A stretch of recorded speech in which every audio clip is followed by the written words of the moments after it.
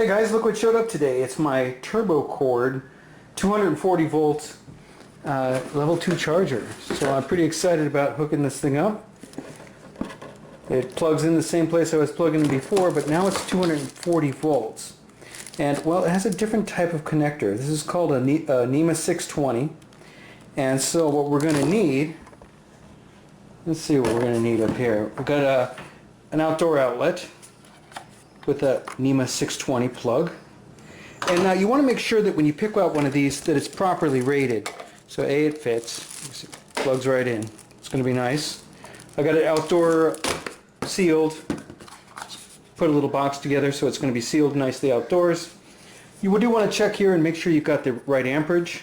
This one's going to go 240 volts. This one says it's marked for 250 and 20 amps. Well, and this one does 16 amps. I've already looked at the specs. So this is going to be fine. And what I'm going to do is attach this to my electrical box. It's going to be pretty simple. I'm only going to have a cable run of a couple feet. It's actually an ideal situation to show you with. So what else we're going to need? We're going to need cable, which shows 10 gauge. And well, as you can see, we've got I've got my 2 power, or better yet, my 2 power, and my ground, and this one I'm not going to use. So this is 10 gauge wire, got several feet of it. I'm just going to use what I have. I'm going to run that through the tube to my electric box. Now, the one that you buy is going to be depending on the type of electrical box. Mine happens to be Murray, and another one is Square D is very popular. It's a D with a brand of a square around it. GE is another popular brand. So all you need to do is go to Home Depot. Now what I wanted to do is get 20 amp to protect, go with my wiring. Make sure it has 2 places to plug in the back, because we want to grab both phases. Not just one 110 phase or a 120 phase, but 2 of them. That's how we get 240. Now there was a bridge bar in between here. I pulled it off. Let's go drop this in. Show it how it hooks up. Shouldn't take us long at all. Hopefully we're up and going real soon. Alright, so the first thing you want to do is locate your electric box on the outside of your house. Then we want to open it up. I'll open up a little bit differently. As you can see, we have Murray switches. You can actually see the name right here. So let's turn the power off real quick, and then let's not take anything for granted. Let's make sure it's off. Alright.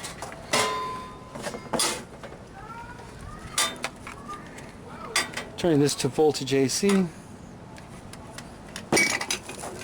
Now I'm expecting to get right here. These ones are live. They're both black because they both have power to them. 247, 246. That's live. The rest of this should be dead. So if I go from the ground bar, which is over here, to this one, I should get nothing, and I do. That's good, it means it's off. So I picked this up, it's dual phase. It's going to grab each one of those rail pieces. I have just enough room for it. The way that fits in, it slides back here, clips in those little clips, and then just pushes into place. There. So now all I really need to do is break out these pieces. And let's see, a pair of pliers should do that. Sometimes it doesn't hurt to use your thumb. Back and forth. Back and forth. Last time. There we go. Now we're going to be able to put that right back on. But before we do, I think we should go ahead and wire it. So I'm going to punch out one of these. Let me check my box real quick. Now remember this.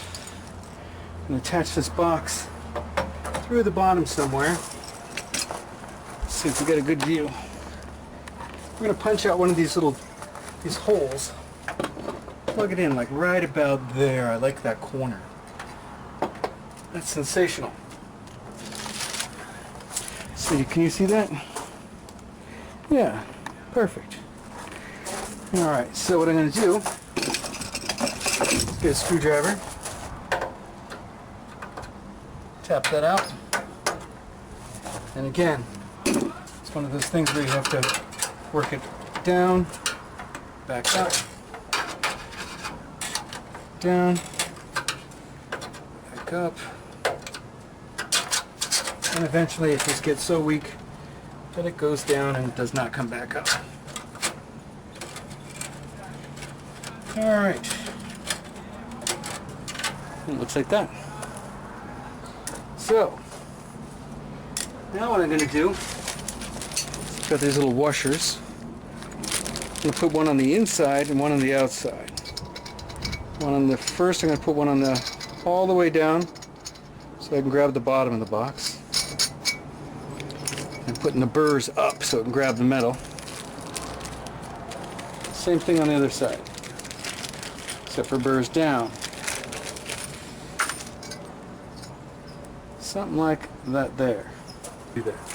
Let it come up through the box first. That makes more sense. Alright. So when you get down to the last little bit, a screwdriver works great on these little burrs to turn them and tighten them. There we go. Alright. Now let's take the wire, run it down and through.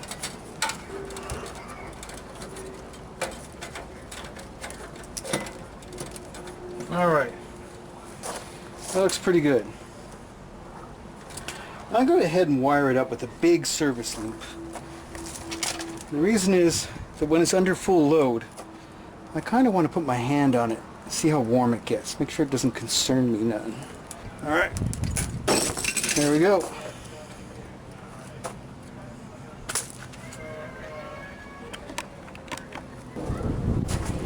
Alright, so the first thing I'm going to do is trim a long length of this wire. Alright. Voila. Now, this is my ground wire. One wrapped in paper. White's usually return. Black's usually hot lead. My number 2 hot lead is going to be my red one. Am I leaving myself enough space? Maybe not. I'm going to strip this some more.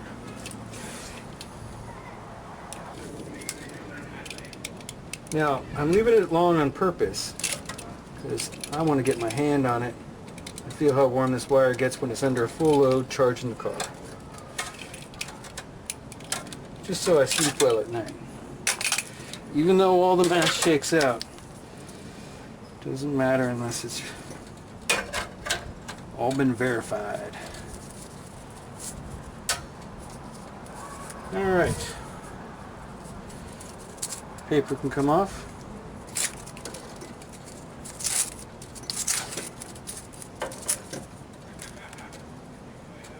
And it doesn't matter which one we go to. Which one is which. Black and red, red and black. So, strip it. It's 10 gauge. So that should do it.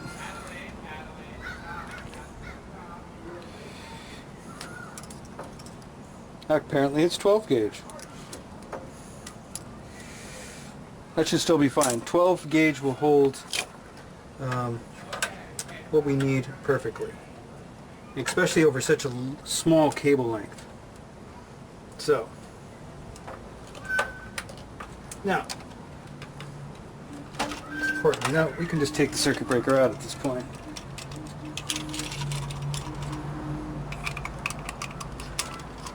So you've got the wires in there. Pinch them down good. Nice and tight. Black, red, not touching. Alright. I'm going to stretch this over to the negative bar, not the white return bar, just the negative. Now these NEMA 620s, they don't have a return line, which is something a lot of people fail to mention. I had to watch several videos just to see this happen. Get rid of that. Don't need it. Just red, white, and ground. Make sure not to touch that. That would be horrible. Alright.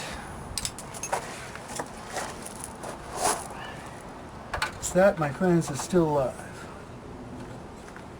over at the ground bar, pick an empty one. Let's get my little ground strap up in there. Now I'm going to clean this up once I feel comfortable with it and the temperatures that it's producing on the wire. But just for demo's sake, I think it helps a little bit to see how the wiring is routed.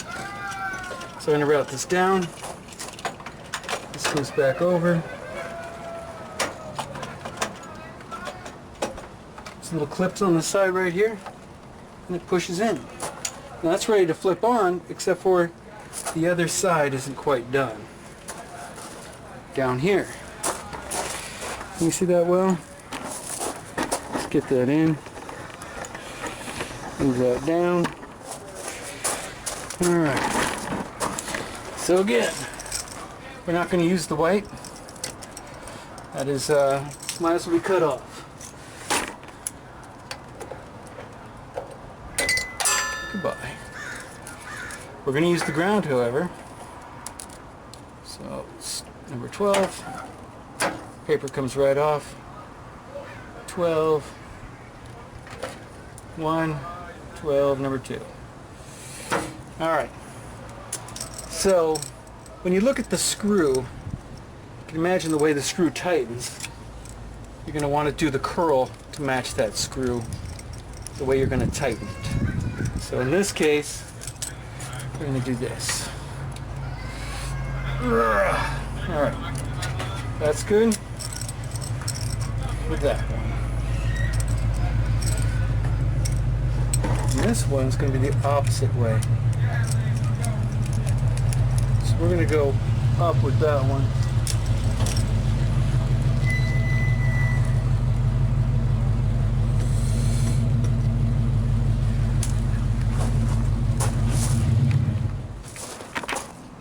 Alright, let's get back to this and do it in record time.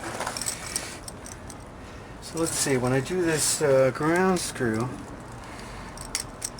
yeah, it's going to be going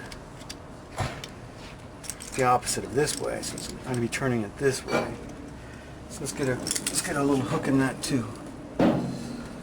Alright. So that hook's on here. There's the green for the ground.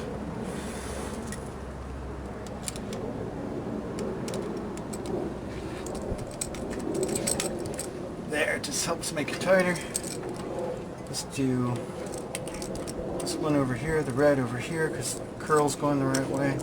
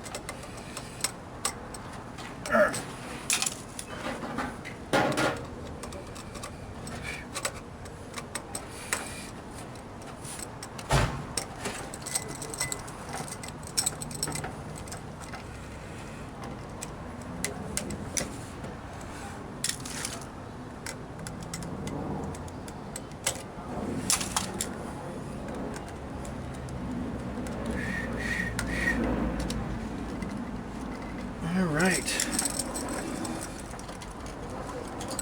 This thing tucked into the locks.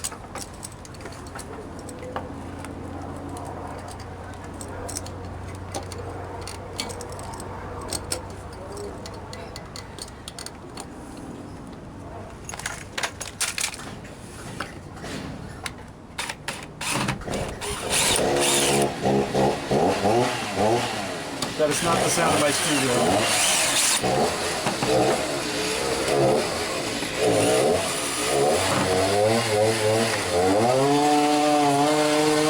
Alright, that would be a chainsaw. Let's get this checked out.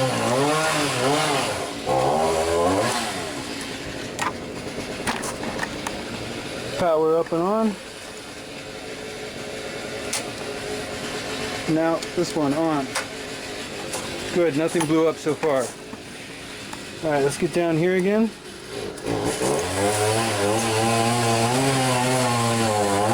Across these two, we should get 240. Perfect. And across one of them, we got 120. And the other side?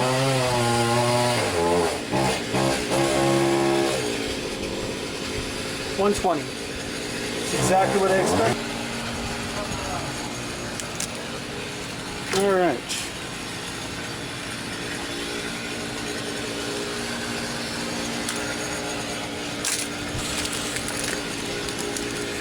So I'm going to plug this thing in. We get a blue light. That's what we're supposed to get.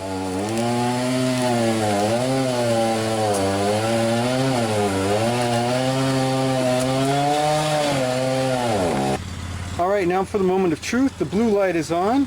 We're going to plug this into the car to load. Make sure it works. Yep, I'm getting blinks on the dash. The blue lights on the dash are going. And look over here, exactly what the manual says this should be doing. It's blinking, showing it's charging. So that's pretty much it. We're just going to button this up.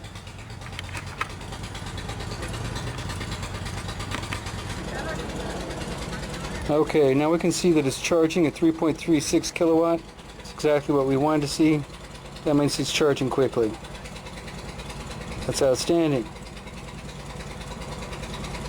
Normally that number would be much bigger at less than a 50% charge. Alright, well, thanks guys.